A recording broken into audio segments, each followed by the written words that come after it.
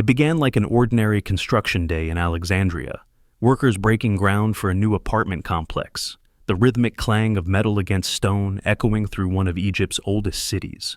But what they found that morning would ignite global fascination and unease unlike anything seen in recent archaeological memory.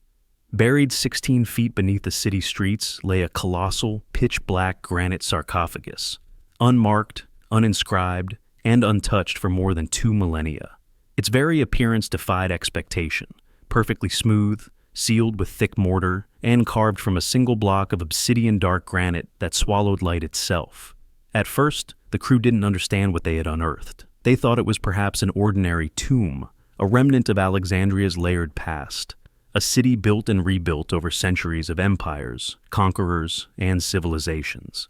But as archaeologists from Egypt's Supreme Council of Antiquities arrived, a silence settled over the site. What they were seeing was unprecedented. The sarcophagus measured nearly 9 feet long, more than 5 feet wide, and over 6 feet tall, the largest ever discovered in the region. The sheer scale of it suggested wealth, status, and ritual significance beyond measure. Yet, what struck experts even more than its size was its anonymity. No inscriptions, no markings, no name, only a monolith of black stone waiting beneath a modern city that had long forgotten it existed. The news spread faster than anyone could control. Within hours, the world was captivated. Social media exploded with speculation. Was it the tomb of Alexander the Great, whose final resting place has eluded discovery for centuries? Was it a forgotten god? Or something far older, a remnant of Egypt's shadowed pre-dynastic past? Journalists called it the Black Mystery of Alexandria. Conspiracy forums lit up with whispers about curses, forbidden relics, and ancient containment rituals. Even seasoned Egyptologists admitted they had never seen anything quite like it. But to understand the magnitude of this discovery, one has to understand what Alexandria represents, not merely as a city, but as an idea. Founded by Alexander the Great in 331 BCE, it was meant to be the beating heart of human knowledge, a city of scholars and philosophers, home to the great library and the lighthouse of pharaohs. It was where science, mysticism, and empire converged. Beneath its modern streets lie thousands of years of forgotten chambers, tunnels, and catacombs, layers of civilization stacked like pages in a burned book. Every new dig risks rewriting history itself. The black sarcophagus seemed to emerge from that forgotten depth, a fragment of darkness that the earth itself had tried to hide. Archaeologists noted that it had been sealed with an unusually thick layer of mortar, suggesting an intentional effort to keep it closed forever. This was not a casual burial. Whoever sealed this coffin did so with precision, force, and perhaps fear. The weight of the stone, estimated at over 30 tons, implied it had been lowered with an engineering sophistication rare even in ancient Egypt. Historians began to suspect that its secrecy was deliberate, that someone had wanted it buried, unseen and untouched, for eternity. Theories multiplied. Some said it was an attempt to imprison a cursed soul, a figure whose name was erased from history through damnatio memoriae, the ritual of spiritual annihilation. Others speculated it contained a hidden relic, an artifact too dangerous to destroy. The fact that the sarcophagus was made of black granite, the sacred stone of Osiris and the underworld, only deepened the enigma. In ancient symbology, black did not mean evil. It meant power, fertility, the eternal cycle of death and rebirth. To entomb someone in that color was to surrender them to the eternal void. Historians immediately began comparing the find to previous cursed discoveries, recalling the legend of Tutankhamun's tomb and the wave of mysterious deaths that followed its opening. Ancient texts warned of restless guardians who protected the dead, and though scholars dismissed such myths, even the rational minds among them couldn't ignore the unease. The black sarcophagus had no name, and in Egyptian belief, that meant the soul had been severed from immortality. It was not a monument of honor, it was a warning. Local residents began reporting strange occurrences around the excavation site. Machinery malfunctioned. Workers complained of headaches and nausea. Some claimed the air near the coffin carried a metallic odor, unlike anything natural. Egyptian officials, wary of public hysteria, cordoned off the area and reinforced the perimeter. For the first time in decades, an archaeological discovery in Egypt felt dangerous. not just scientifically, but spiritually. Experts debated whether to open it at all. Dr. Mustafa Waziri, head of the Egyptian Antiquities Council, assured the press that it was not cursed. Yet his careful tone only fueled more speculation. "We will open it carefully," he said, "but we must do it right." Scientists worried about exposure to ancient gases and bacteria sealed in the chamber for over 2,000 years. Others feared something less tangible, the violation of a warning carved not in words, but in design. When the day finally came to open it, the atmosphere around the site was tense. News cameras lined the streets, and global live streams were set up to witness what lay inside. As cranes lifted the colossal lid, the sound of stone grinding against stone echoed through the air like a groan from the past. The moment the seal broke, a wave of stench burst forth, so foul and overpowering that the team had to retreat. The odor of ancient decay, trapped and fermented for 20 centuries, poured into the modern world like a breath from something long forgotten. When the archaeologists finally peered inside, they didn't find treasure, mummies, or golden masks. Only darkness and ruin. 3 skeletons lay submerged in a reddish-brown liquid that shimmered like rusted blood. The liquid was later identified as a mixture of sewage water and decomposed tissue. But even this mundane explanation failed to settle the unease. Historians pointed out that the bones had been arranged in a peculiar way, as if disturbed after burial. Some believed the coffin had been reused, its original occupant removed or desecrated before being sealed again. Others argued it was a mass burial from a period of war or plague.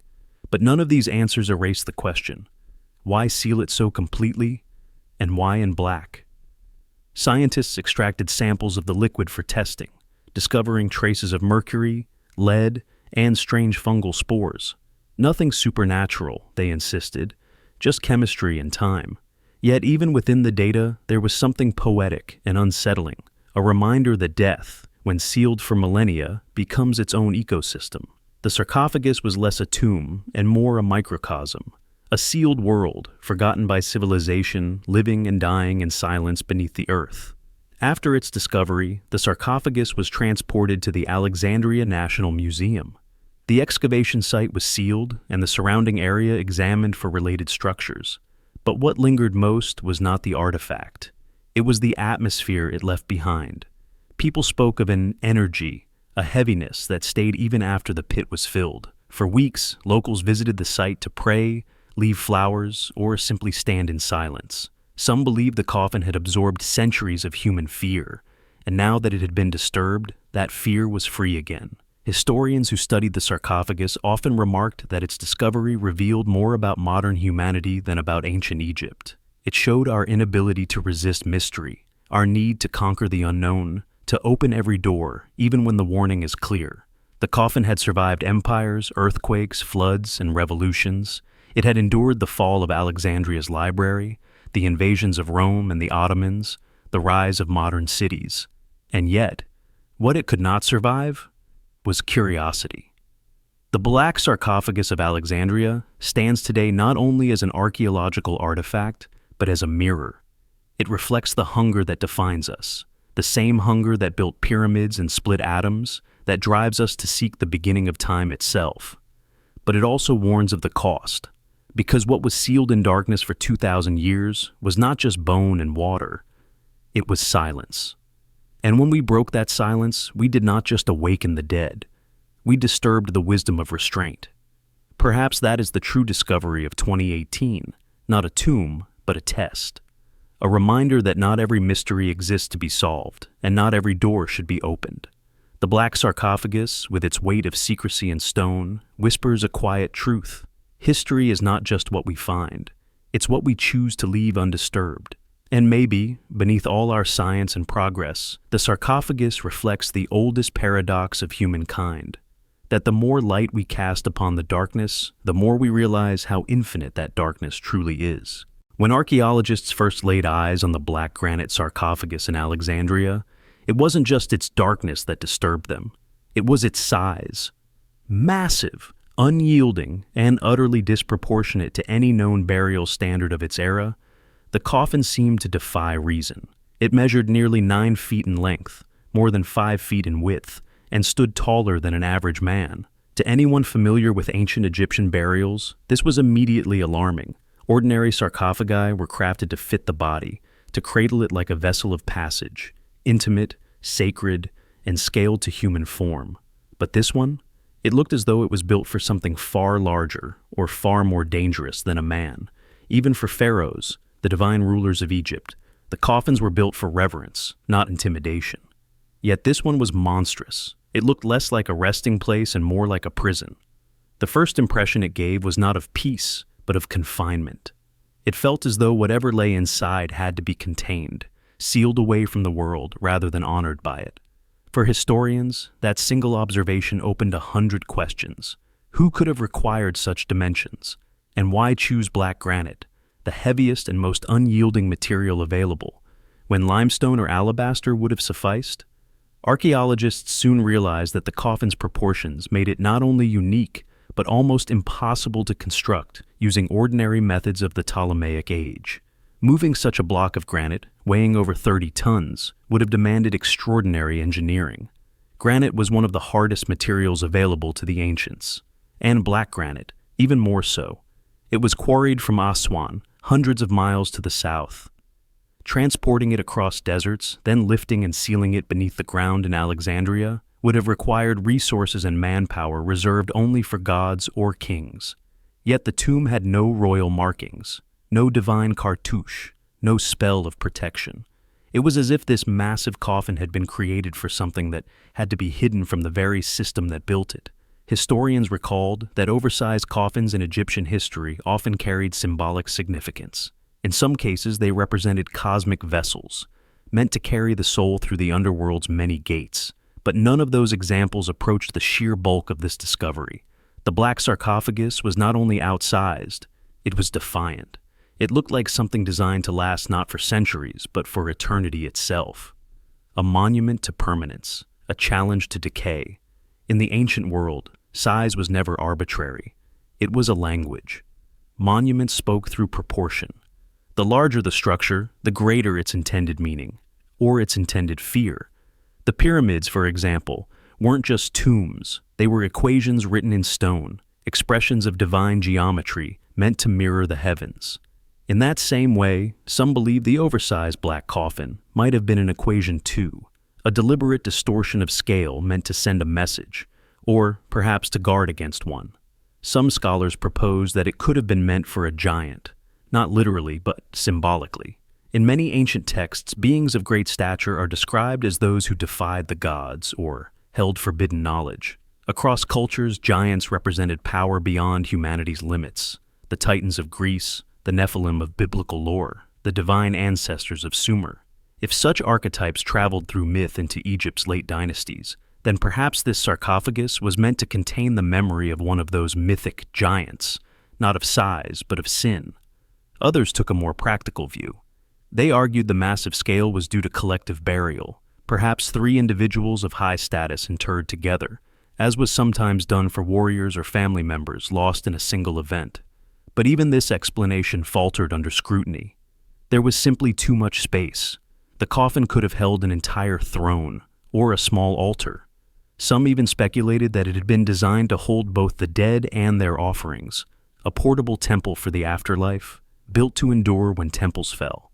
When the coffin was finally measured and its lid removed, its sheer depth became a spectacle. Workers stood beside it and seemed dwarfed, like children next to an ancient monument. The lid alone weighed 15 tons, an impossible feat to move without precision tools and manpower rivaling those used in pyramid construction. It became clear that whoever ordered it built was commanding forces beyond a normal burial team. It was an operation of intent, one that combined religion, fear, and power into a single object of absolute containment. One archaeologist described the moment he first approached it. It didn't feel like a coffin. It felt like an object built to outlive the planet. That sentiment echoed through much of the academic community. Across cultures, giants represented power beyond humanity's limits. The Titans of Greece, the Nephilim of biblical lore, the divine ancestors of Sumer. If such archetypes traveled through myth into Egypt's late dynasties, then perhaps this sarcophagus was meant to contain the memory of one of those mythic giants, not of size, but of sin. Others took a more practical view. They argued the massive scale was due to collective burial, perhaps 3 individuals of high status interred together, as was sometimes done for warriors or family members lost in a single event. But even this explanation faltered under scrutiny. There was simply too much space. The coffin could have held an entire throne, or a small altar. Some even speculated that it had been designed to hold both the dead and their offerings, a portable temple for the afterlife, built to endure when temples fell. When the coffin was finally measured and its lid removed, its sheer depth became a spectacle. Workers stood beside it and seemed dwarfed, like children next to an ancient monument. The lid alone weighed 15 tons, an impossible feat to move without precision tools and manpower rivaling those used in pyramid construction. It became clear that whoever ordered it built was commanding forces beyond a normal burial team. It was an operation of intent, one that combined religion, fear, and power into a single object of absolute containment. One archaeologist described the moment he first approached it. It didn't feel like a coffin. It felt like an object built to outlive the planet. That sentiment echoed through much of the academic community. Why would anyone build such a monument for something so deliberately hidden? Why seal it with layers of mortar and bury it deeper than necessary? Why risk using black granite, the hardest, most expensive material available? These questions blurred the line between engineering and theology, because in ancient Egypt, the act of building something this large always carried spiritual consequence. As historians dug deeper into the cultural symbolism of large-scale tombs, they found curious parallels. The ancient Egyptians believed that the physical proportions of a burial could influence the soul's passage into the afterlife. To be buried in a larger vessel was to ensure a wider passage through the duat, the unseen realm between life and rebirth. But the problem with the black sarcophagus was that it showed no signs of sacred preparation. No spells from the Book of the Dead, no amulets, no offerings, no prayers. It was colossal, yes, but spiritually mute. It was as if it had been built to deny the very journey it was meant to enable. And then came the strangest realization. The size was defensive, not decorative. Its purpose was to restrain, not preserve. The coffin's walls were nearly a foot thick, far thicker than necessary to hold simple remains. It was built to resist intrusion, erosion, and even seismic movement. In effect, it was a vault, a prison for memory itself. Some researchers began whispering that it might have been used to contain something feared.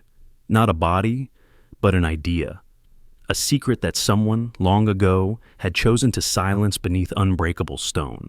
There were even whispers that the coffin's dimensions were a deliberate act of blasphemy, a way to deny resurrection. In Egyptian belief, the soul needed recognition, prayers, and proper alignment with divine geometry to cross the threshold of rebirth. But this coffin was misaligned. Its dimensions were off the sacred ratios. The lid was thicker than standard, its curvature inverted, breaking the harmony between life and afterlife. It was as if the builders intended to confuse the gods themselves, to make the spirit within invisible to eternity. But perhaps the most unsettling aspect was psychological. Standing before that colossal box of stone, one couldn't help but feel small, not merely in size, but in significance. It was an object that made humans seem temporary.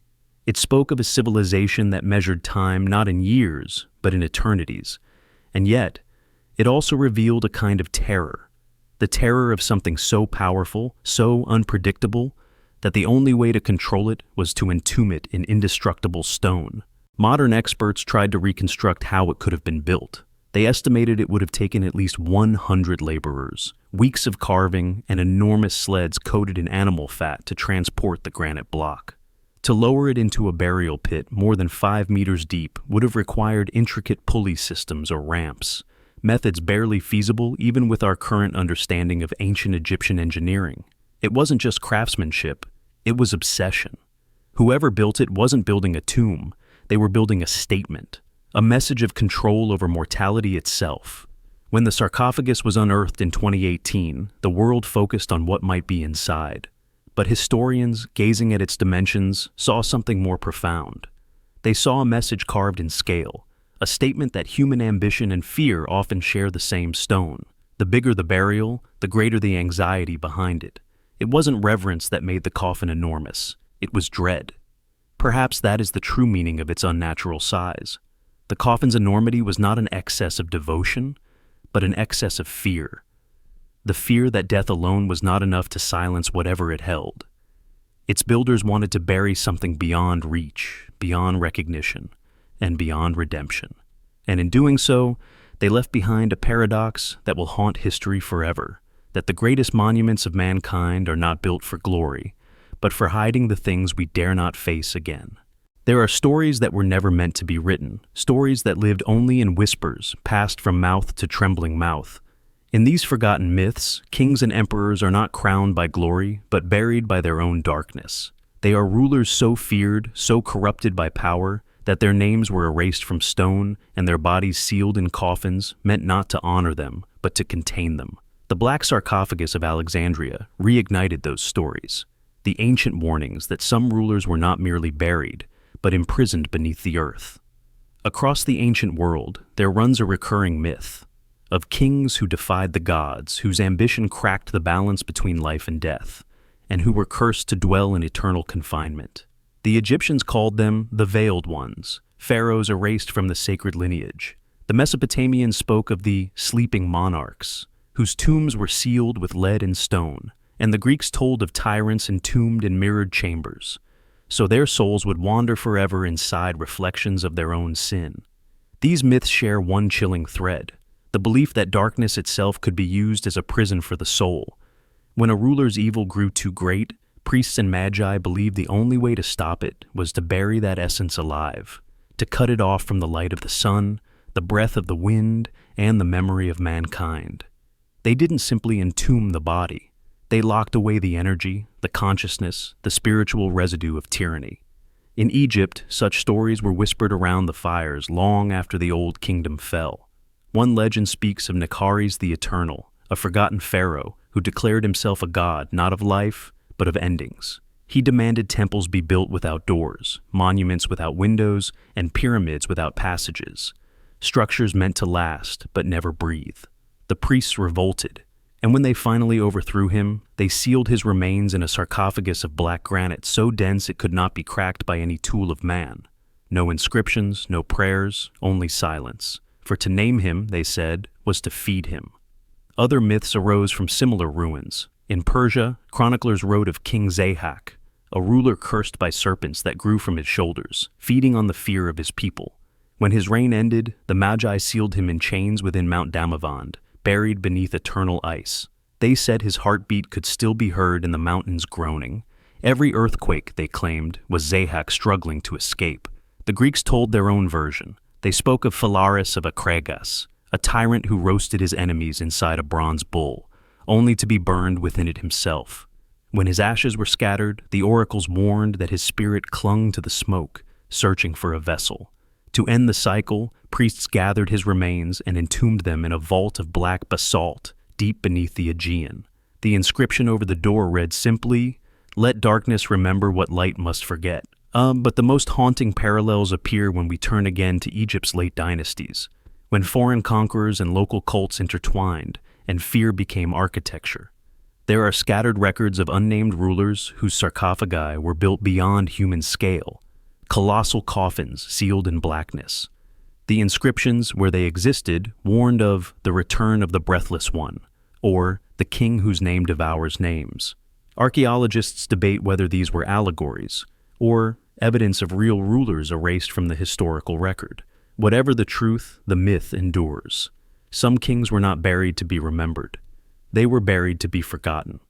It's said that in the centuries after Alexander's conquest, the priests of the dying Egyptian temples adopted a forbidden rite.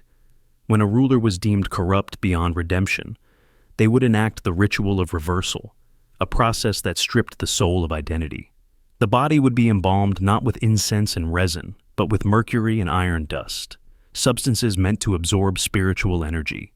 The coffin would be cast in black granite to reflect no light, its interior painted with inverted hieroglyphs so that any soul reading them would lose its way. Then it would be buried under layers of sand and salt to choke its memory from the world. These weren't burials, they were exorcisms. The earth became the final temple, and the darkness the priest. In later centuries, the Romans carried fragments of these beliefs into their empire. When Nero's ashes were buried, the people of Rome planted thorn bushes over his grave, believing that the roots would bind his spirit. Emperor Caracalla's tomb was lined with hematite, a mineral the ancients believed could drain malevolent power. Even in the Christian era, echoes of this fear remained. The bodies of tyrants and heretics were often interred face down, or chained, or sealed in lead coffins with inverted crosses. All gestures meant not of punishment, but of restraint. The medieval world took it further. Chronicles from Byzantium tell of a ruler named Theophanes the Pale, who was said to have made a pact with the god beneath the stone. His tomb was discovered centuries later, deep under the Hagia Sophia, his body petrified into black glass. The chamber around him was circular, its walls covered in mirrored obsidian, as though the builders wanted his reflection to be his only eternity. The priests who uncovered it sealed it again within days. They said that when the torches went out, the glass body glowed faintly in the dark. But why does humanity repeat this idea, this instinct to seal evil in darkness? Perhaps it speaks to something buried within us, the awareness that some kinds of corruption are not mortal but infectious. That power, once unleashed, leaves behind a residue that survives death. Ancient people may have believed that the soul could rot, just as flesh does, and that rot could spread if not contained. To them, the coffin was not a casket. It was a quarantine.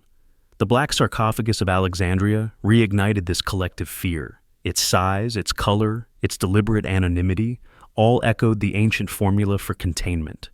When modern scientists lifted its lid, they weren't just disturbing an artifact. They were repeating a ritual inversion, releasing what earlier ages had tried to bind. Theories spread like wildfire, that it belonged to a nameless king cursed by his own sorcery, or that it was the burial of a dynasty erased after practicing forbidden resurrection rites. Even the rational could not dismiss the eerie symmetry between the myth and the moment. A civilization once built prisons for the soul, and here we were, breaking the lock. Yet, the real curse may not be supernatural at all. It may be psychological. The myth of the cursed ruler sealed in darkness is really a mirror for humanity's deepest fear, that our worst creations, our most monstrous ambitions, never truly die. We bury them, deny them, rewrite them out of history. But like those sealed coffins, they remain, waiting for curiosity to open them again. In every era, the same pattern returns. The tyrant rises, the world collapses, and then, silence. The survivors bury the evidence in stone. Time forgets the crime, but the shape of the prison endures. The myth of the cursed ruler is not about ancient kings. It's about us. It's about what happens when human power exceeds human conscience, and how every age invents new forms of burial for the same recurring darkness. So perhaps those ancient myths weren't just superstition. Perhaps they were warnings, architectural prophecies reminding us that some kinds of power can't be destroyed, only contained. And maybe that's why, when the black sarcophagus was unearthed in 2018, the world held its breath. Because deep down, every civilization remembers. Once, long ago, we learned to build prisons for the things we could not kill. When the black lid was finally lifted, what poured out was not the glory of a forgotten king, but a stench so overwhelming that even seasoned archaeologists recoiled. It wasn't the sweet, dry perfume of ancient resin or myrrh that greeted them. It was rot. Thick, suffocating rot. As the air escaped from the coffin, it carried with it the breath of 2,000 years of sealed decay. And then, as flashlights pierced the darkness inside, something unexpected caught the light. Movement. A sluggish, red-brown liquid sloshing inside the granite chamber, rippling against bone and shadow. The archaeologists froze. The liquid wasn't clear water. It was dense, almost oily, and emitted a pungent odor of iron and sulfur. Inside it lay 3 skeletons, half dissolved, their bones darkened and mottled as though marinated by centuries. The scene was grotesque, unholy, and mesmerizing, like a painting of death liquefied by time. No treasure, no inscriptions, no gold or linen wrappings, only bodies floating in what some described as a soup of death. The news spread like wildfire. Within hours, the world was talking about the cursed red liquid of Alexandria. Photos of the open sarcophagus went viral. Theories exploded online, some ridiculous, others disturbingly logical. Was it blood preserved by ancient rituals? Was it embalming fluid gone wrong? Or something worse? Something meant to dissolve what it held, ensuring that the bodies within would never be recognized again. Egyptian officials were quick to calm the frenzy. They insisted it was simply sewage, groundwater that had seeped through the stone over centuries, mixing with decaying remains. But many found that explanation unsatisfying. For one thing, the sarcophagus had been sealed so tightly that even air had barely escaped. How could ordinary sewage infiltrate a coffin that had resisted pressure, floods, and earthquakes for millennia? And why was the fluid such a peculiar shade? Not brown, but a deep, almost rusted crimson, like diluted blood mixed with ink. Scientists took samples for analysis. Laboratory reports confirmed traces of lead, mercury, and decomposed organic tissue. Technically, it was neither embalming fluid nor sewage. It was something in between, a chemical brew born of decomposition, humidity, and perhaps deliberate preservation. A toxic blend of decayed flesh, metallic residue, and mineral seepage, a stew of death and stone. But even those sterile scientific words couldn't capture what witnesses described seeing that day, because what unsettled them most wasn't the smell or the sight. It was the feeling that the liquid was alive, that it moved with purpose, with an eerie rhythm, as if the coffin itself was exhaling.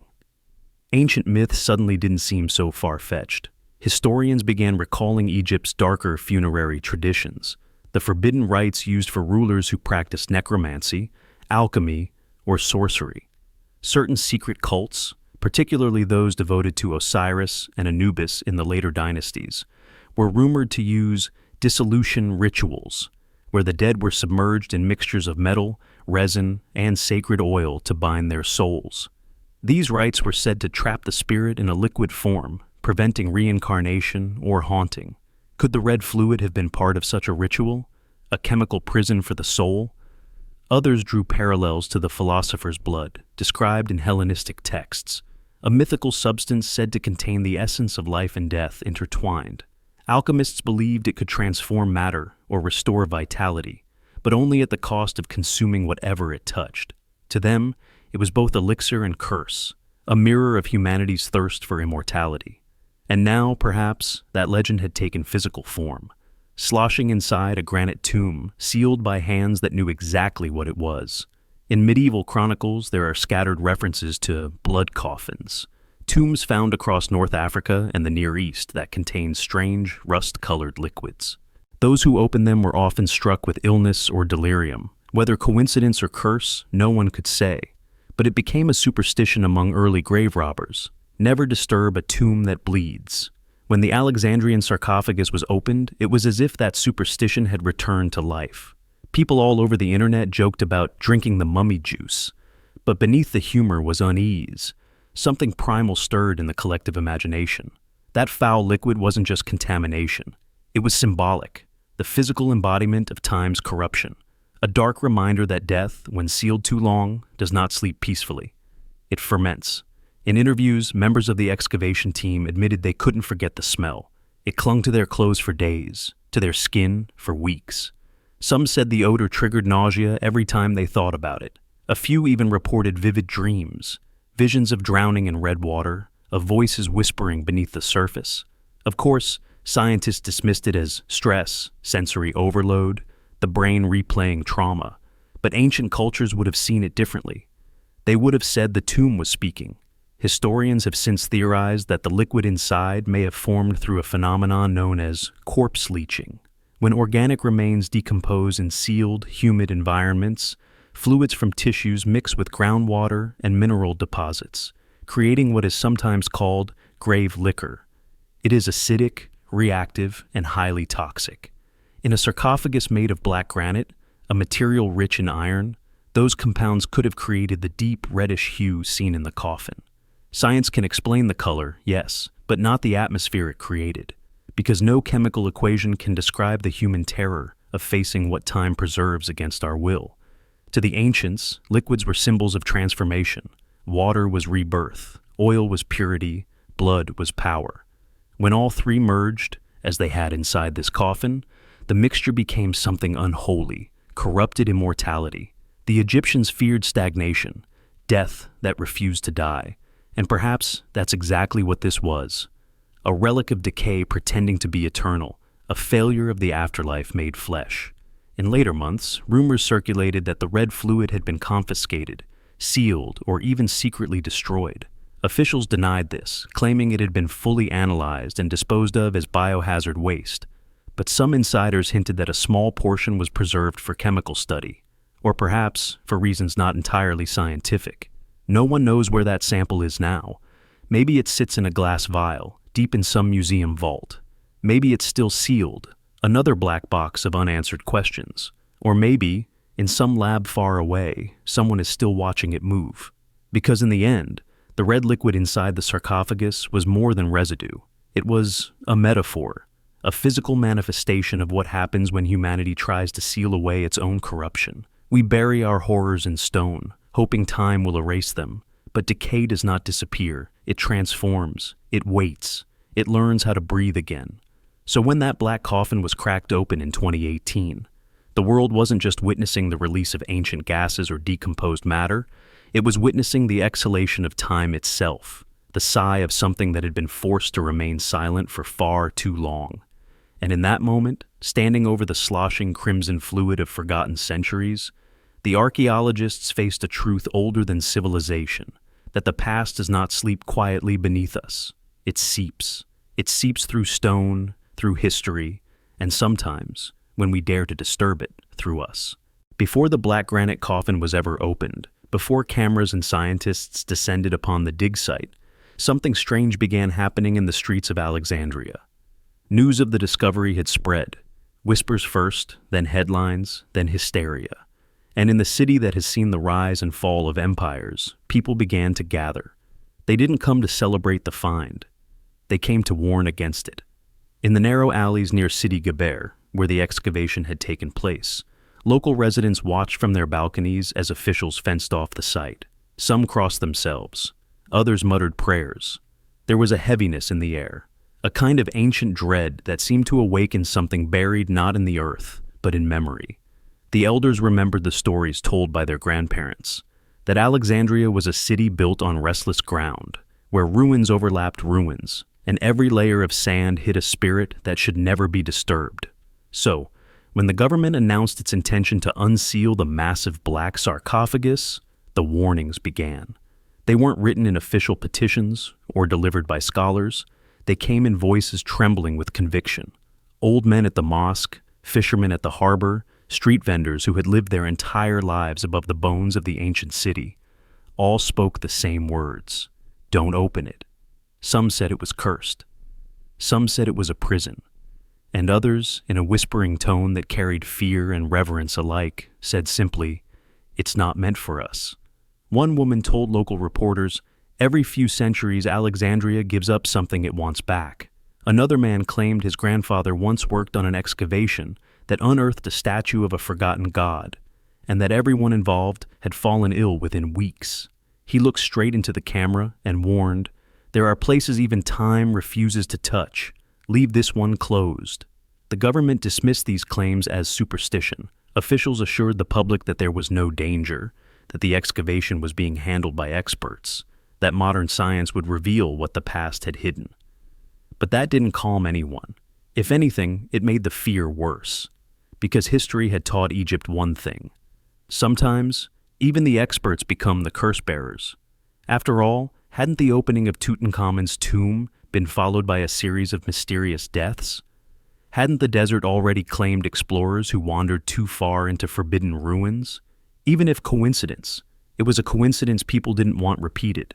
As the dig continued, small crowds gathered every evening.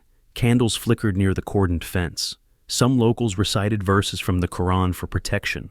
Others burned incense, while a few simply stood in silence, watching as workers prepared to lift the sarcophagus from its resting place.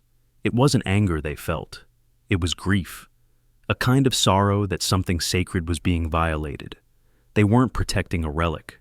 They were protecting balance. And yet, beneath the surface of their fear, there was something more profound, an instinct older than civilization itself. Every culture, from the Egyptians to the Sumerians to the Greeks, shared one ancient law: disturb not the dead. It wasn't just about respect. It was about harmony. To the ancients, the boundary between the living and the dead was not a wall. It was a veil. Thin, fragile, easily torn. And if you pierced it without purpose, what crossed over could never be contained again. The locals didn't have to explain this in words. They felt it. They knew that sometimes history buries things not because they are lost, but because they are dangerous. One old fisherman said to a journalist, "There are tombs that guard treasure and tombs that guard warning. The fools are the ones who forget the difference." And yet, the decision had already been made. When the massive lid was finally lifted, the people who had begged against it stayed home. Some closed their windows, refusing to watch. Some prayed through the night. When the foul stench erupted from the tomb, a smell described as the breath of death itself, their fears seemed vindicated. Even those who had mocked the superstition fell silent. No one could explain the overwhelming odor or the strange reddish liquid inside. It was as if the earth had exhaled 2,000 years of warning all at once. Over the next few days, rumors swept through the city like wildfire. People claimed that the skies over Alexandria had turned an odd shade at sunset, that birds flew in frantic circles above the site, that nearby dogs refused to eat for days. Some said they heard low vibrations from underground at night, like a heartbeat beneath the street. Whether any of it was true didn't matter. In a city where myth and history have always shared the same veins, belief itself is reality. Historians studying the reaction later noted something fascinating. The locals' fear wasn't blind superstition. It was ancestral memory. They were repeating a pattern seen throughout time, the warning voice of a civilization that has lived longer than almost any other. Egypt's soil remembers what humanity forgets. Every generation learns the same lesson anew. The past isn't passive. It watches. It waits. And sometimes, when it's disturbed, it answers. There's an old Alexandrian proverb. The ocean remembers it's drowned. It means that nothing lost stays lost forever. And when something ancient resurfaces, it does so for a reason. The locals understood this instinctively. To them, the black sarcophagus wasn't just stone and bone. It was a seal, a contract written between the living and the dead. And breaking it wasn't curiosity, it was betrayal. The strangest part came after the opening.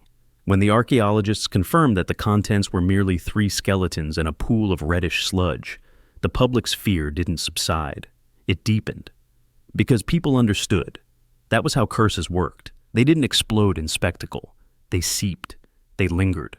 A curse wasn't fire, it was gravity. You didn't see it fall, you only felt the pull. Within weeks, Alexandria faced a series of odd coincidences. A sudden summer storm flooded parts of the old city. An electrical blackout cut power to several districts. A few local workers who had assisted in the excavation reported strange illnesses. Not fatal, but inexplicable fatigue and headaches that refused to fade. The newspapers called it nonsense. But to the people, it was proof enough. The dead had spoken.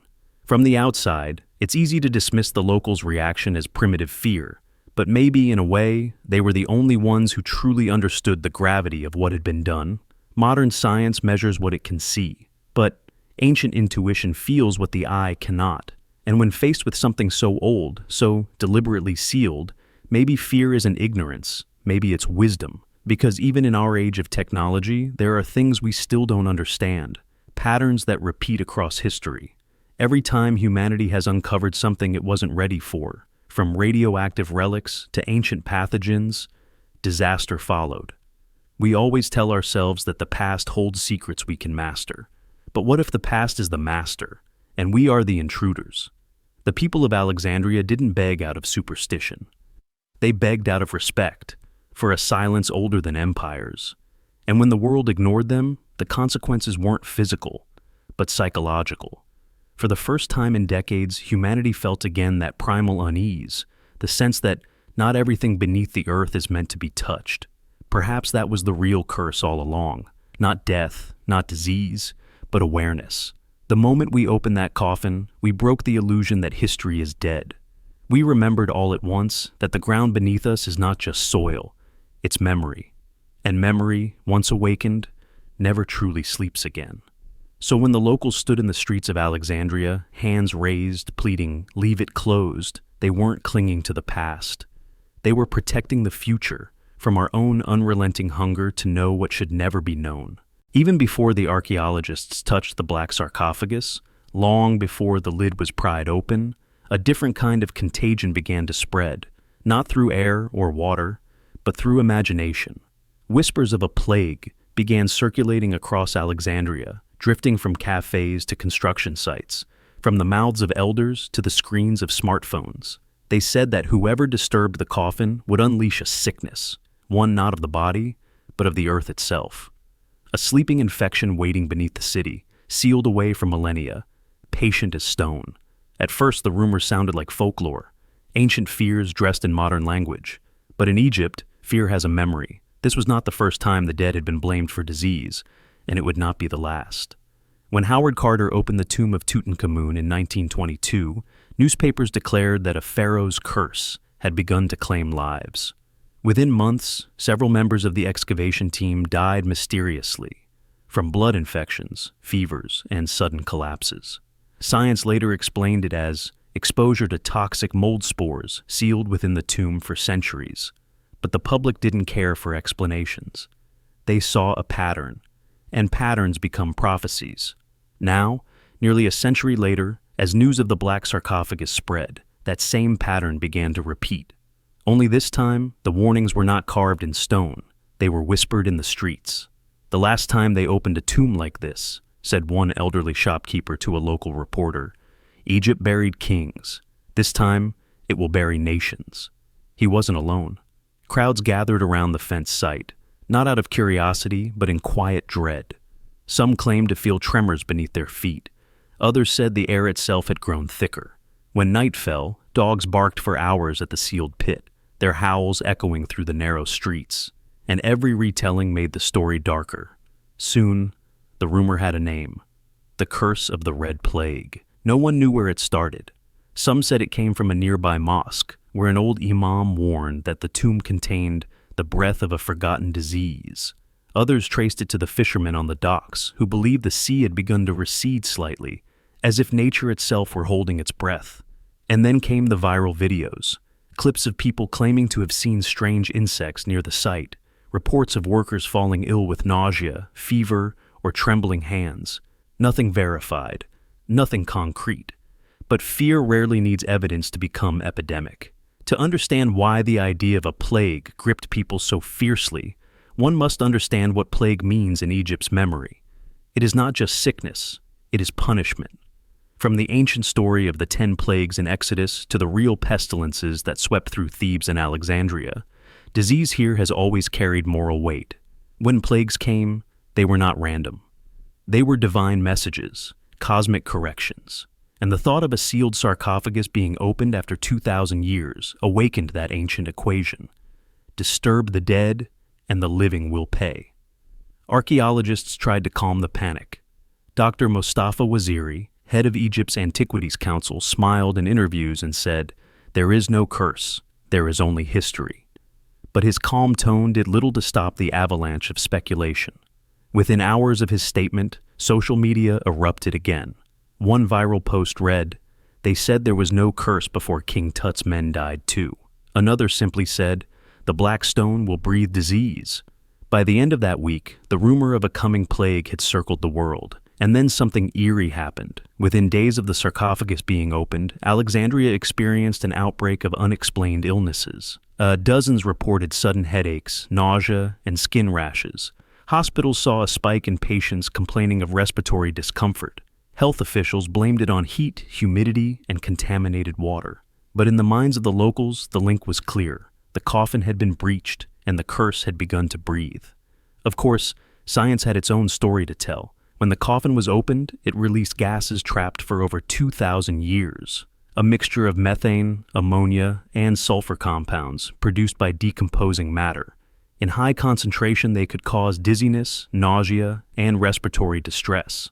Perfectly explainable, perfectly rational. And yet, the fear persisted, because human history has always had room for both logic and omen. One answers the how, the other answers the why. Historians pointed out that plagues have long been tied to tombs and forbidden excavations.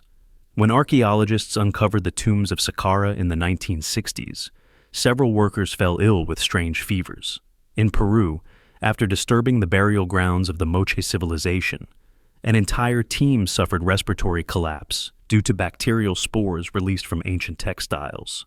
And in 1999, a team in China unearthed a sealed tomb from the Han Dynasty and reported a cloud of black dust that hospitalized 2 workers. Every age finds its own version of the same pattern: disease rising from the grave. But in Egypt, the concept of a plague born from the dead runs deeper than biology. It is spiritual. It is narrative. In the Egyptian Book of the Dead, the unclean spirit, Ketemet, is described as a breath that poisons crops and men alike. When the balance between life and death is broken, the texts say, the earth itself exhales. To the ancients, a plague was not merely airborne. It was moral. It was the world restoring equilibrium. So, when people whispered that opening the sarcophagus would unleash disease, they were not predicting a virus. They were describing a spiritual contagion, the infection of arrogance, humanity's refusal to accept limits, the sickness of curiosity that digs into graves not to learn, but to conquer. That is the true plague of civilization, not what leaks from coffins, but what leaks from pride. Still, there were stranger details. After the excavation, several team members reported prolonged fatigue. One technician claimed his hands trembled uncontrollably whenever he handled soil samples from the site. Another described vivid nightmares of drowning in red water. None of these symptoms were fatal. But to those who believed in curses, they were confirmation enough. The plague was not killing bodies. It was corrupting energy. As the weeks passed, the rumors evolved. Some claimed that the red liquid found in the sarcophagus was the blood of the plague, a living essence meant to remain sealed. Others said that the 3 skeletons inside were not victims, but vessels, carriers sacrificed to hold the disease in flesh.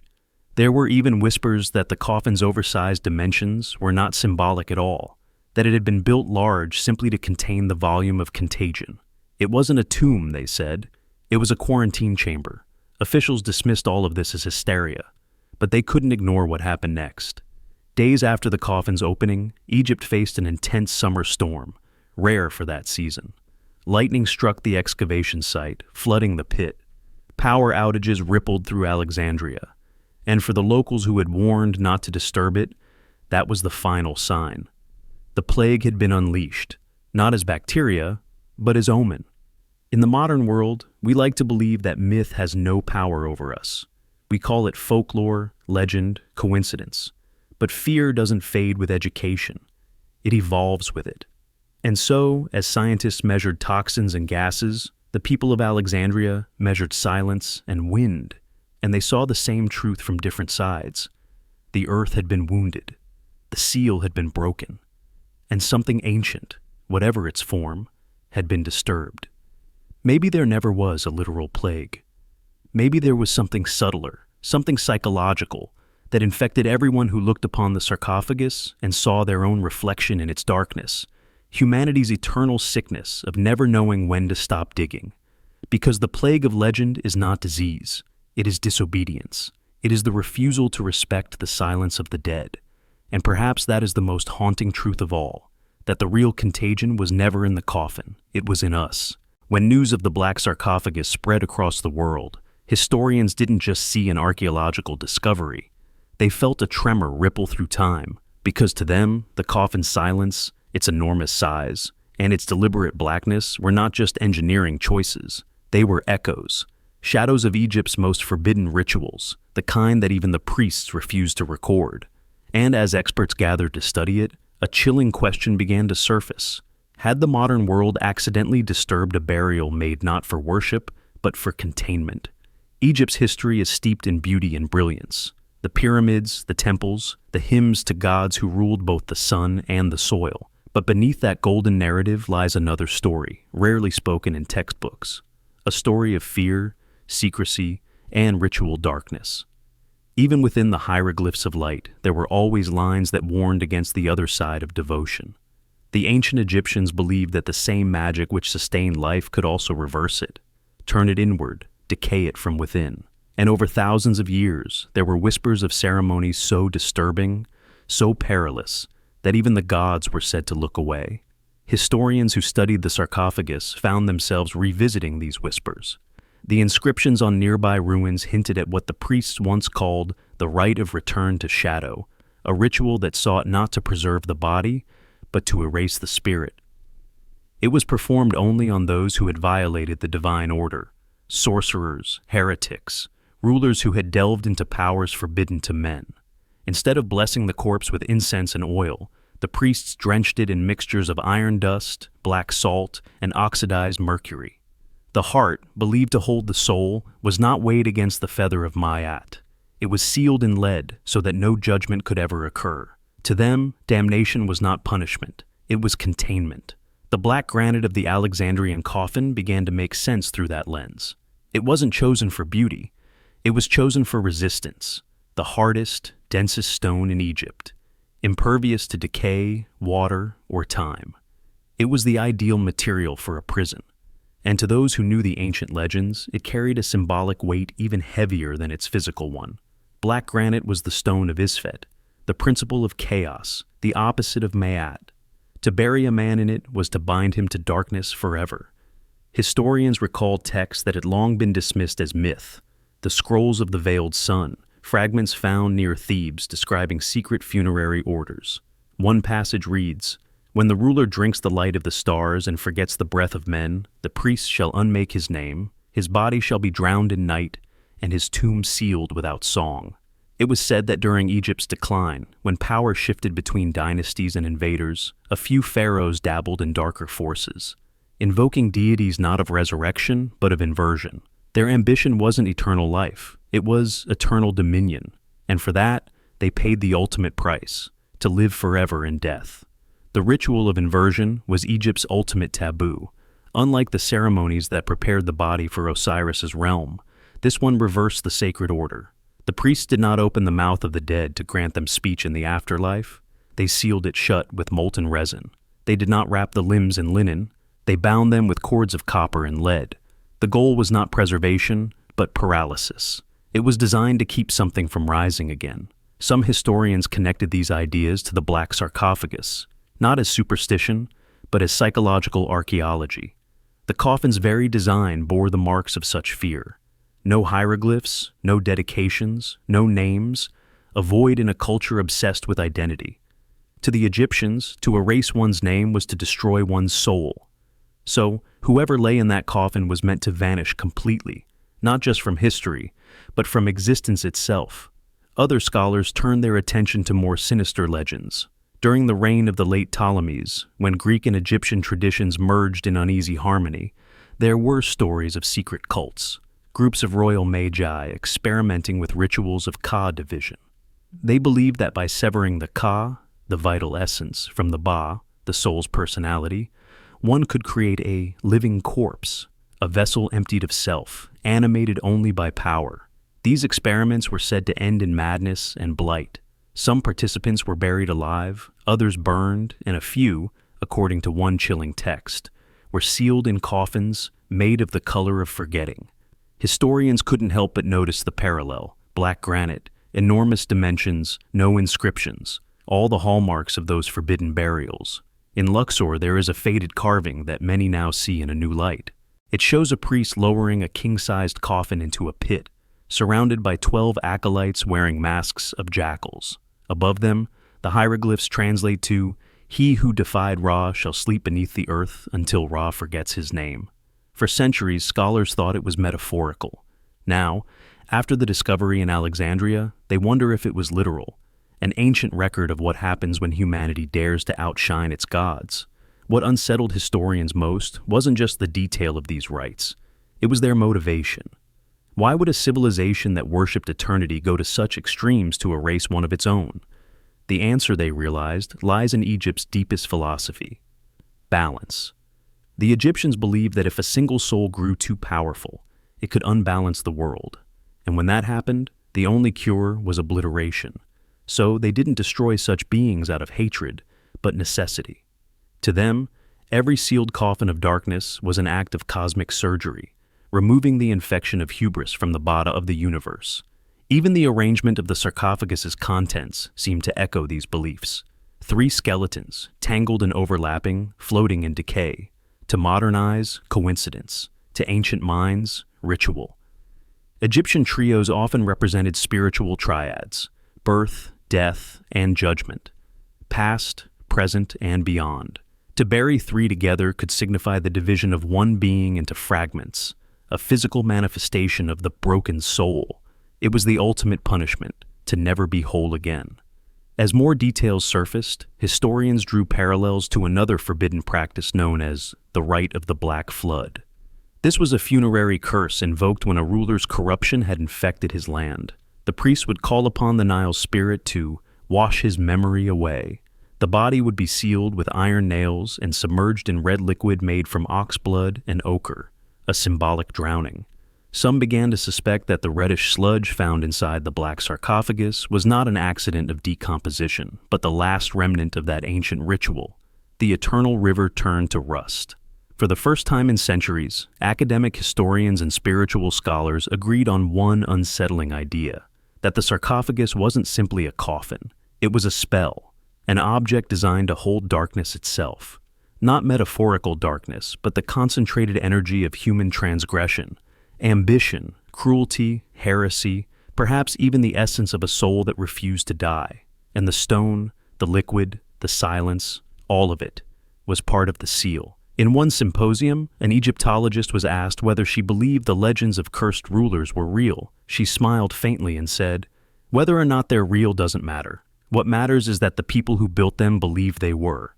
And that belief was enough to shape the world. To the ancients, rituals were more than ceremony. They were architecture. They built reality. And every civilization since has inherited their blueprints. The black sarcophagus was one of those blueprints, a design for imprisonment, not preservation. A reminder that what humanity calls progress is often just repetition in disguise. Because, in the end, what terrified historians most wasn't what the coffin contained. It was what it revealed about us. That even now, in the age of satellites and microscopes, we still build our own sarcophagi of darkness. We still seal away what we can't face. We still believe that if we bury something deep enough, it will forget to wake. But Egypt's legends have always taught the opposite. Nothing stays buried forever. Every secret becomes an echo, and when the time is right, the echo returns.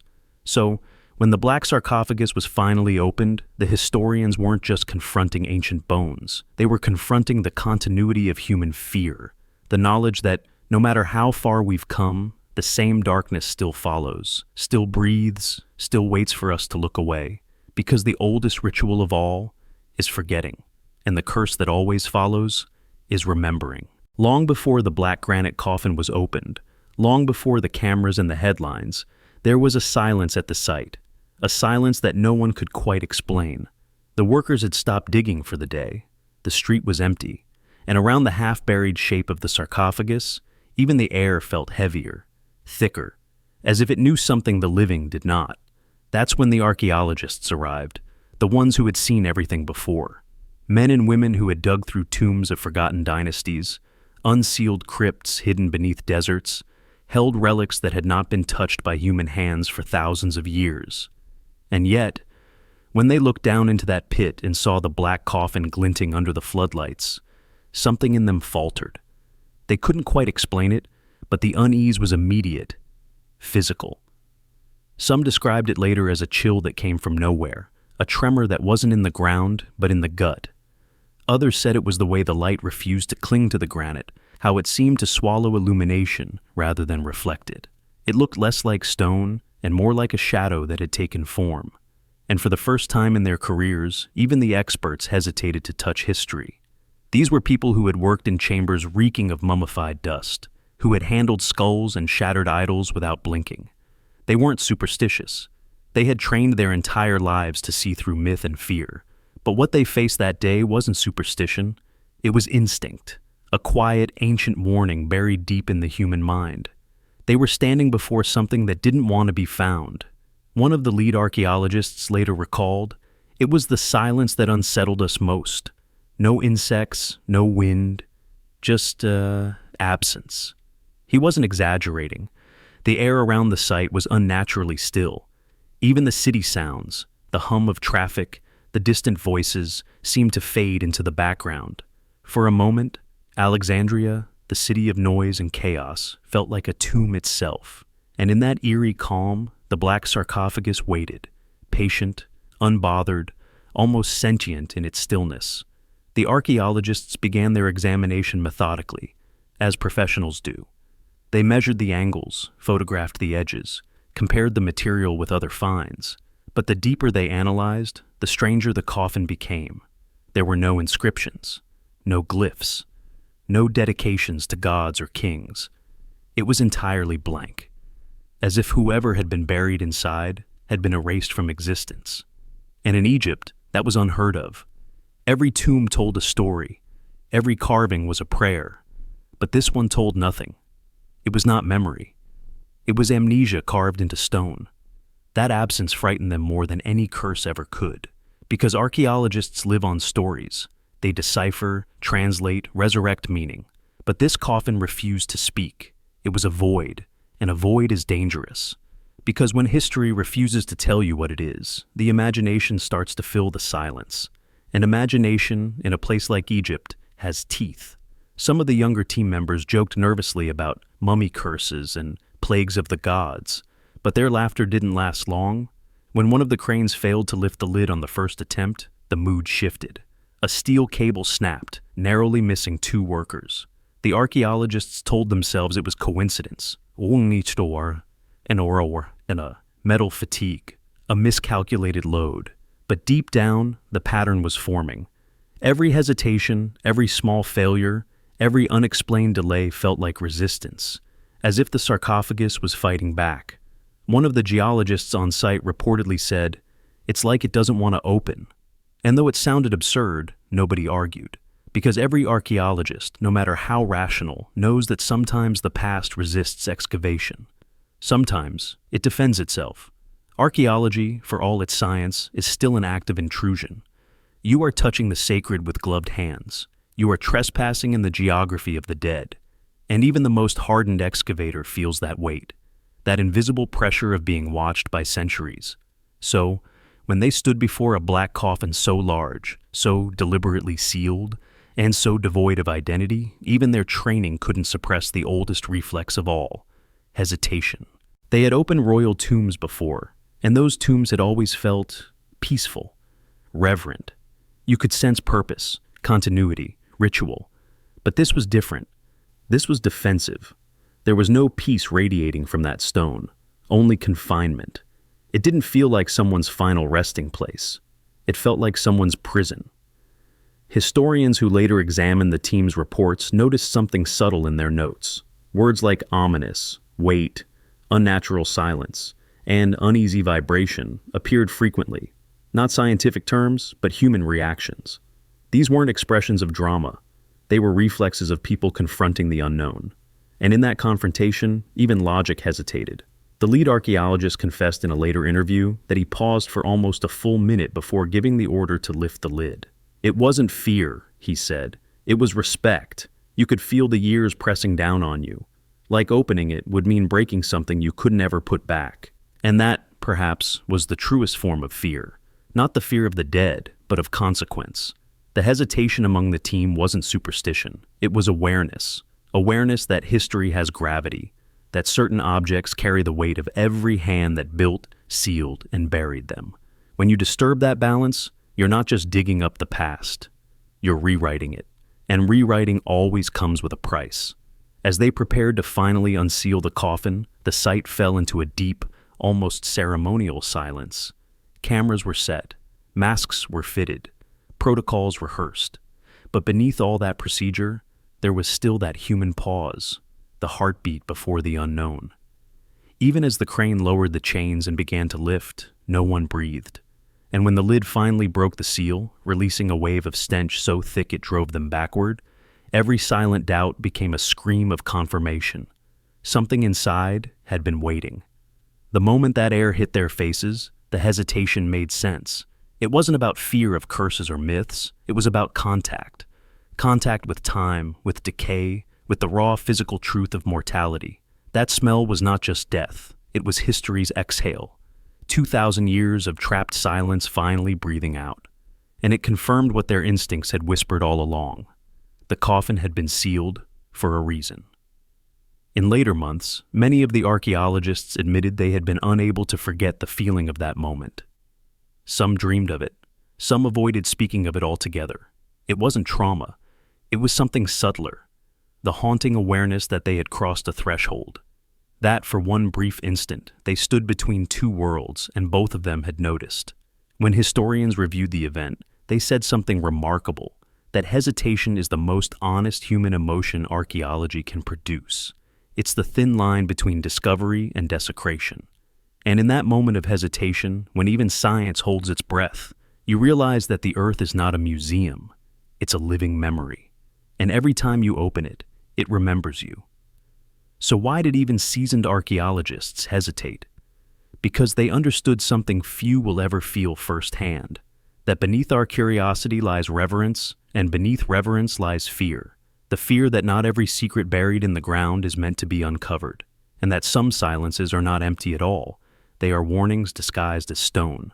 As scientists examined the black sarcophagus, and historians studied its shape in silence, another group began looking elsewhere, not into the coffin, but into the texts of the ancients. Because across Egypt's long and haunted literature, there are writings that speak of something eerily familiar, the prisons of souls. Not metaphors, not symbols, but literal constructs, stone vessels designed to trap the essence of a being that refused to die. The idea of the soul prison was one of Egypt's oldest and most secretive beliefs. Hidden beneath the grand religion of pyramids and sun gods lay a darker branch of philosophy, one that saw the afterlife not as reward, but as containment. Most Egyptians longed for the journey through the Duat, the underworld of Osiris, where the soul could be weighed, judged, and reborn into eternal harmony. But a few souls, the ancients believed, did not deserve passage. Some were too heavy with sin, others too full of power. And so, the priest devised another path, a ritual that didn't free the soul, but sealed it. These rites were never meant for the righteous. They were meant for those who had broken cosmic law, rulers who toyed with forbidden knowledge, magicians who sought immortality by bending the divine order, priests who called upon gods older than Ra. Such beings, the text said, could not be allowed to pass into the afterlife. Their souls were contagious. They carried within them a corruption that could infect eternity itself. And so, the priests built cages. The earliest mention of these prisons appears in fragments from the coffin texts of the Middle Kingdom, around 2100 BCE. One damaged spell reads, "Bind him with the iron of the west, that his shadow walk no more. Let his heart be silent, his breath unmoving, his ka lost in stone." Later texts elaborate. Certain tombs were constructed with inverted hieroglyphs, reversed incantations, and intentionally flawed architecture, all meant to confuse the wandering spirit. To modern scholars, these seemed like superstitions, but the discovery of the black sarcophagus made them look like blueprints, because the coffin's features, its lack of inscriptions, its sealed black stone, its unusual size, matched almost perfectly with those described in the Book of Binding, an obscure papyrus discovered in fragments near Abydos. That text, long dismissed as myth, speaks of the dark chambers where the wicked sleep unending.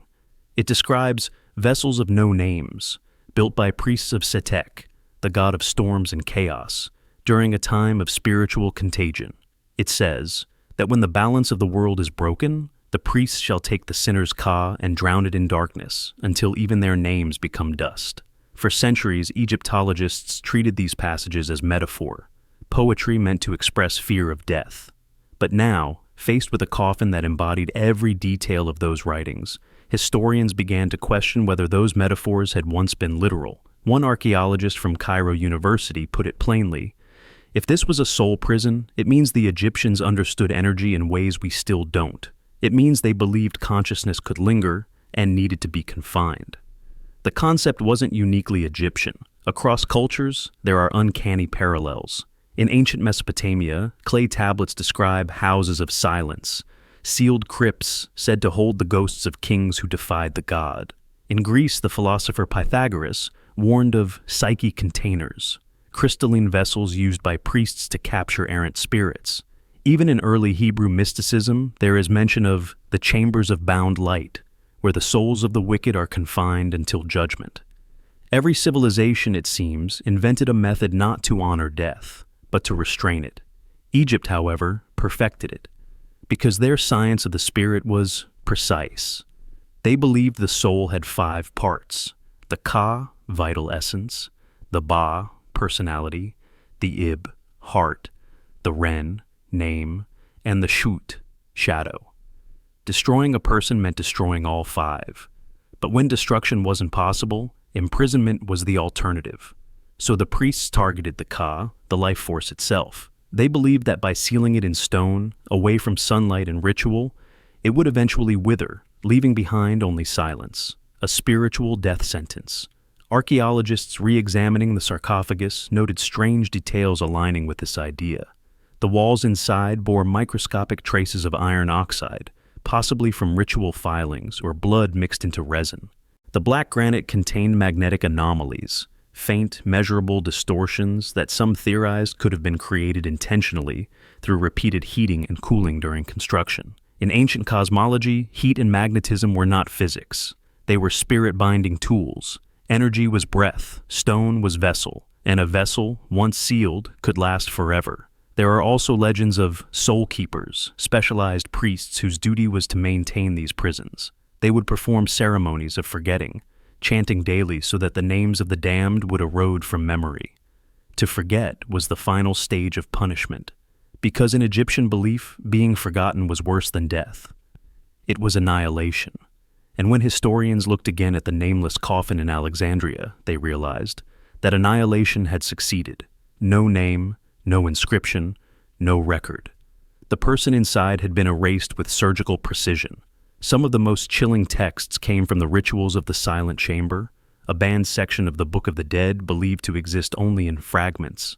It describes the process of binding a soul through alchemical fluids, liquids of red memory poured upon the corpse to dissolve its earthly power. The resemblance to the red-brown liquid found inside the black sarcophagus was impossible to ignore. Coincidence, perhaps, or proof that the rituals had been real. One line from the same text reads, "When man seeks to live as God, bury his name in stone that drinks the sun. Let his Ka sink beneath the earth, and let no wind find him again." It was, in essence, a recipe for containment, not preservation. Historians have debated whether these rituals were ever actually performed. Some argue that they were moral allegories, cautionary tales to remind kings that their power was temporary. But others, especially those studying the darker periods of Egypt's late dynasties, believe they were real. They point to reports of tombs with reversed hieroglyphs, sealed airtight, devoid of offerings, all signs of spiritual imprisonment. And now, the black sarcophagus seemed to be the final, physical proof. The most unsettling aspect, however, wasn't the possibility that these soul prisons existed. It was the question of why they were created in the first place. Because if the priests went to such lengths to contain a spirit, what kind of being required such a fate? What could have terrified them so much that they sought not to destroy it, but to trap it forever?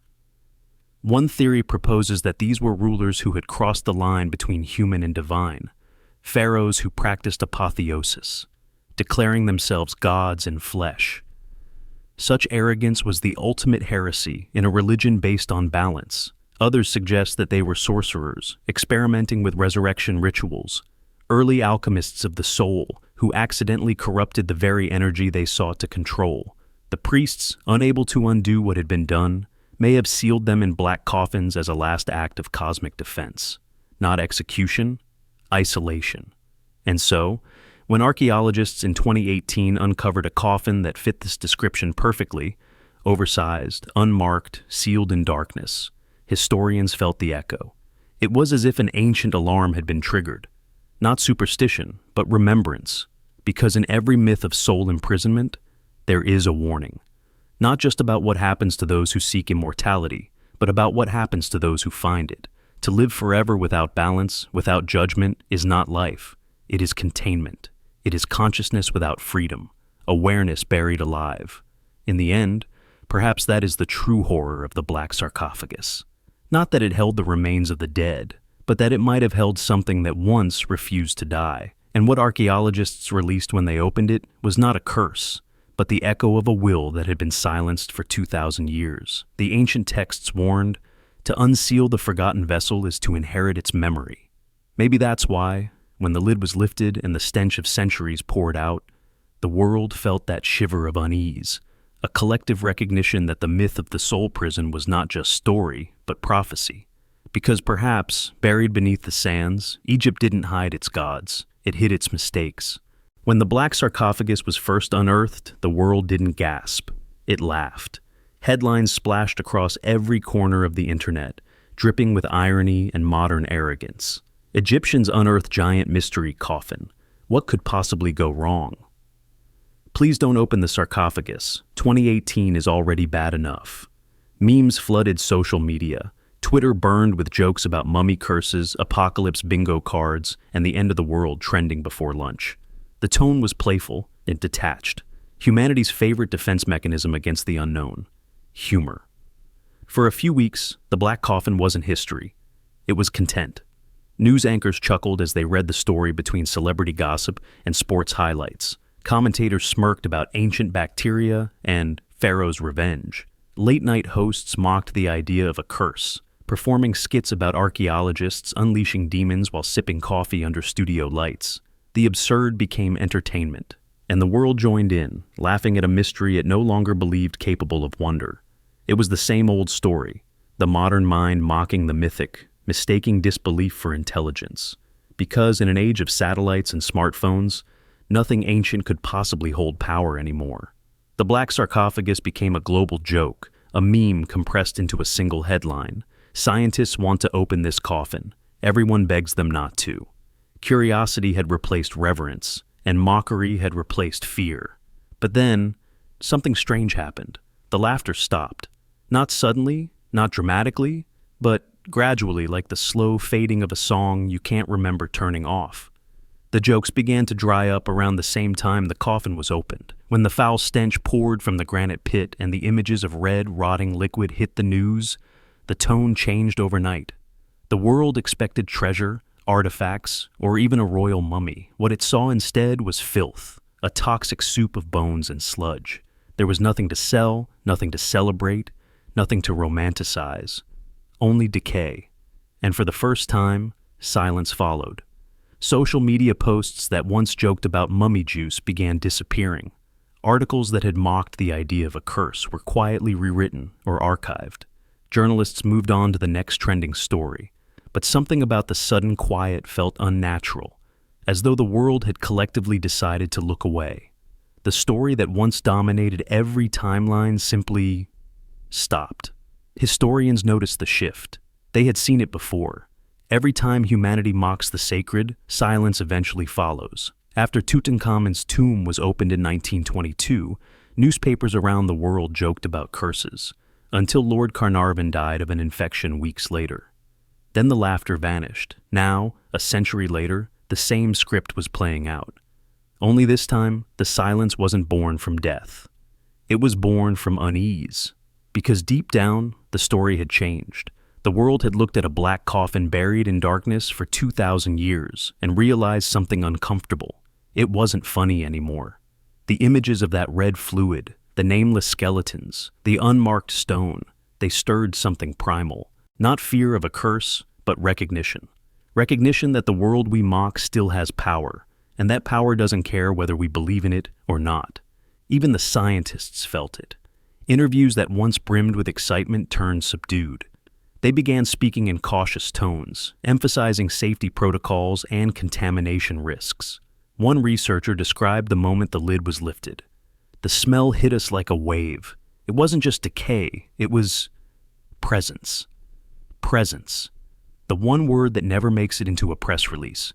Because presence implies awareness, and awareness is something the modern world doesn't know how to measure. In the weeks that followed, the global press moved on. But the silence that replaced the noise wasn't empty. It was uneasy. It felt like the pause before a storm, the kind of quiet that feels like being watched. No one said it aloud, but many felt it. That perhaps, in our rush to mock the ancient, we had awakened something older than language. Anthropologists call this phenomenon cultural recoil, the instinctive hush that follows collective disrespect. It's not supernatural, they say. It's psychological. When we joke about something sacred, we assert control. But when the sacred responds, even symbolically, we retreat. And that's what happened in 2018. The world laughed at the coffin. Then the coffin breathed, and the world went quiet. The silence wasn't just external, it was digital. Algorithms stopped surfacing the story. Search results vanished beneath newer, louder headlines. The sarcophagus slipped back into obscurity, as though the internet itself wanted to bury it again. Even today, if you search for those early memes and tweets, many are gone. Accounts deleted, archives missing. Coincidence? Probably. But the irony remains. Humanity mocked a curse until the joke erased itself. Historians watching from the sidelines saw something poetic in that. For centuries, Egypt's curses were never about magical vengeance. They were about memory. To disturb the dead was to inherit their silence. And silence, in Egyptian cosmology, was the first language of the gods. When the living fell quiet, it meant the balance had shifted. Something had noticed. One scholar from Oxford wrote afterward, "Perhaps the curse was not in the air, but in attention itself. The moment we mocked it, we looked at it. And the moment we looked, it looked back." That line spread quietly among academic circles, not as superstition, but as metaphor. Because what vanished after the mockery wasn't laughter. It was confidence. The confidence that humanity is untouchable, that ancient time is a relic rather than a mirror. The coffin broke that illusion. In the months after the discovery, a series of small, strange events compounded the silence. The lead excavation team stopped giving interviews. Documentary crews reported missing footage. A planned museum display was delayed indefinitely without explanation. And though officials cited preservation logistics, the rumor mill churned. Some said the coffin emitted low electromagnetic fields that interfered with electronics. Others claimed it had been quietly moved to an undisclosed facility. Whatever the truth, the story faded. Not with closure, but with retreat. That retreat says more about us than about the sarcophagus. Because humanity's arrogance always begins in laughter and ends in silence. We joke about the things we fear most, until they stop being jokes. It's the same pattern through history. The Titanic was unsinkable, the atom was impossible to split, and the ancient tombs were just old stone. Then, reality reminded us otherwise. The black sarcophagus became another mirror in that pattern, the reflection of a species that still hasn't learned when to stop. When the headlines died down, Alexandria returned to its quiet rhythm.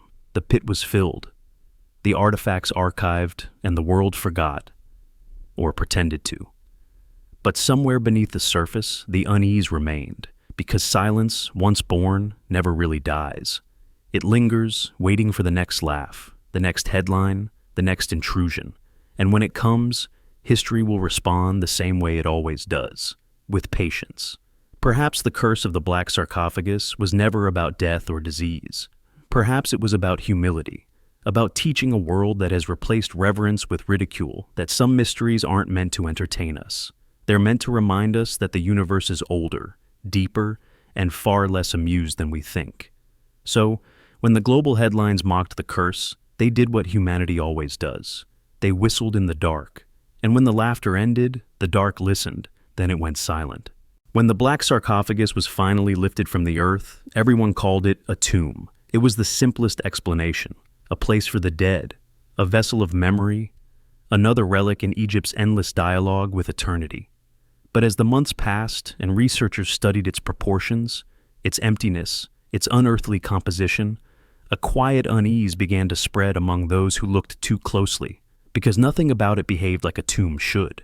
Its scale, its weight, its deliberate anonymity, all defied burial logic. And slowly one question began to whisper through the academic corridors of Cairo and beyond. What if it wasn't a tomb at all?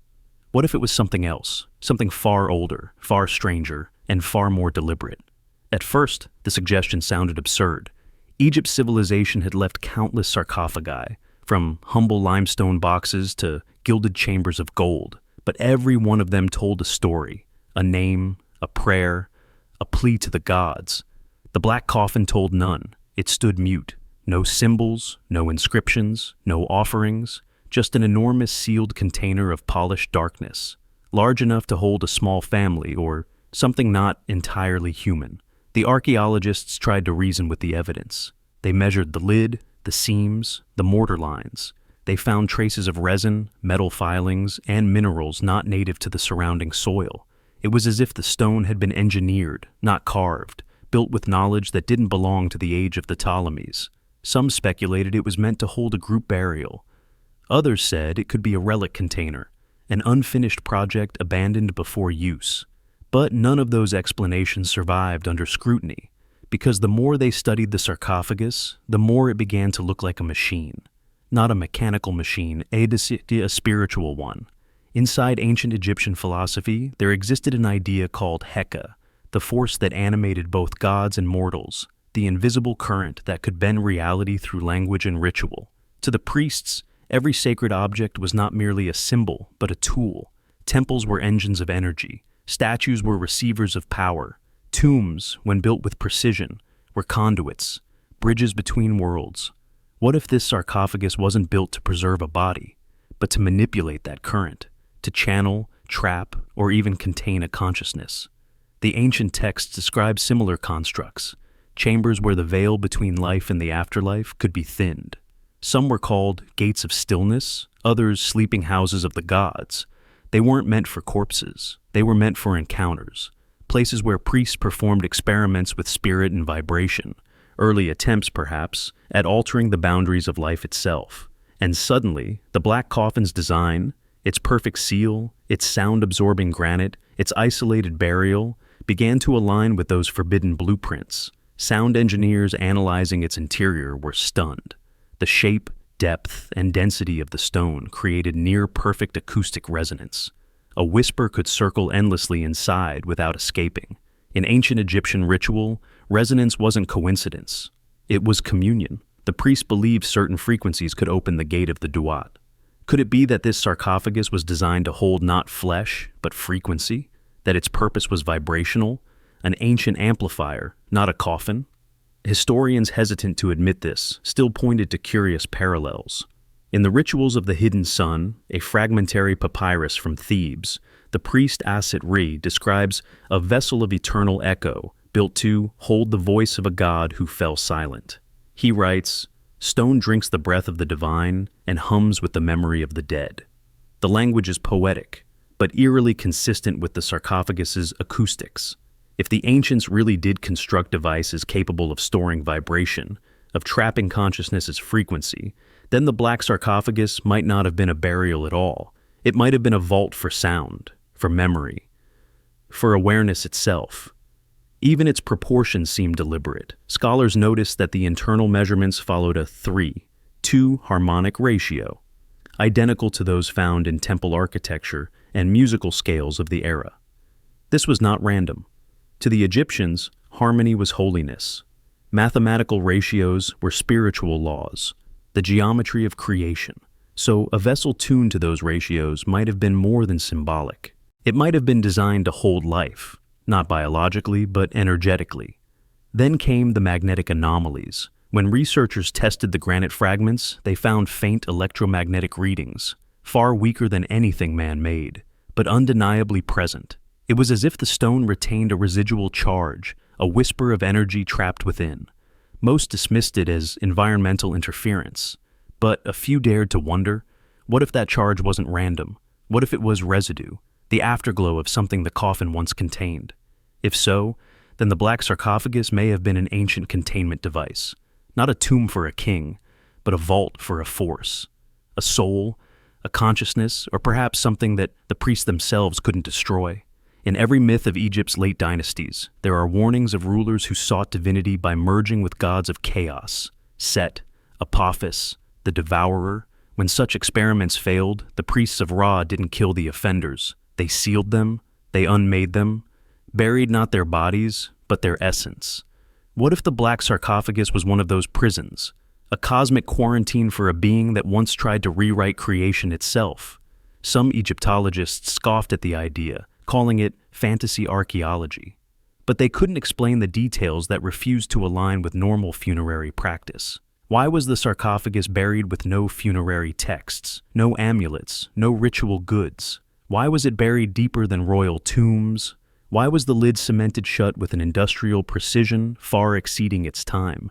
If it were merely a coffin, its makers went to impossible lengths to ensure it was never opened. That's not preservation, that's containment. One historian described it perfectly.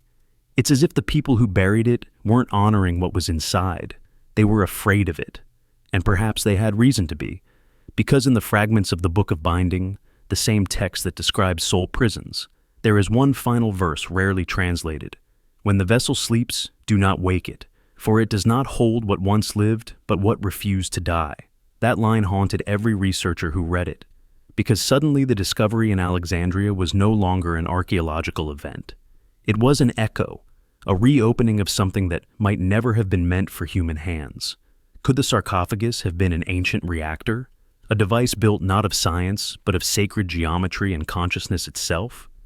Could it have been a vessel meant to stabilize energy, a containment system for a living field the priests could neither understand nor destroy? If we strip away our modern disbelief, the evidence is compelling.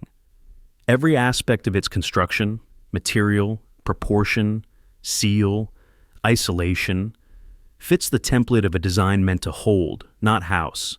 Maybe it was a communication chamber, a forgotten technology meant to preserve thoughts across millennia. Or maybe it was the opposite, a failsafe built by a civilization that realized some forms of knowledge are too dangerous to survive. What if what they sealed away wasn't a body or a curse, but an idea, an intelligence, the kind that whispers across time through myth and symbol, waiting for someone arrogant enough to listen? Because when the black sarcophagus was opened, the world didn't just release the stench of decay, it released memory. The memory of a civilization that once played with forces beyond comprehension, and left behind warnings carved not in words, but in design. The greatest irony is that even now, the experts still call it a tomb, because it's easier to label it that way. It keeps the mystery contained, the implications small, the fear manageable. To call it something else, a machine, a prison, a vessel of consciousness, would mean admitting that the ancients knew things we've only begun to rediscover. It would mean that history doesn't move in a straight line, but in a circle. That, every few thousand years, humanity opens the same box, laughs at its own fear, and then falls silent once more. So perhaps the black sarcophagus of Alexandria was never a tomb at all. Perhaps it was the opposite of a tomb. Not a place for ending, but a place for holding the unfinished. A warning disguised as stone. A reminder that the oldest technologies weren't made of metal or wire, but of meaning. And maybe, just maybe, when we lifted that lid, we didn't discover the past, we reactivated it. What if the black sarcophagus of Alexandria was never meant to be opened at all? Not because of superstition, not because of myth, but because its purpose depended on silence. A silence that the modern world, with all its noise and curiosity, could never understand. From the beginning, every detail of the coffin's design seemed to resist intrusion. Its lid weighed 15 tons. Its edges were sealed with ancient mortar stronger than any in nearby ruins. Its burial site was deeper than necessary, hidden beneath layers of rock and sand, as though the earth itself had been instructed to forget. Even its material, black granite, the hardest stone available, seemed chosen not for beauty but for defiance. It wasn't built to honor the dead. It was built to outlast the living. Most tombs invite remembrance. They carry names, prayers, inscriptions, and symbols meant to guide the soul to eternity. This one carried nothing. It offered no clue, no appeal to the gods, no gesture of light.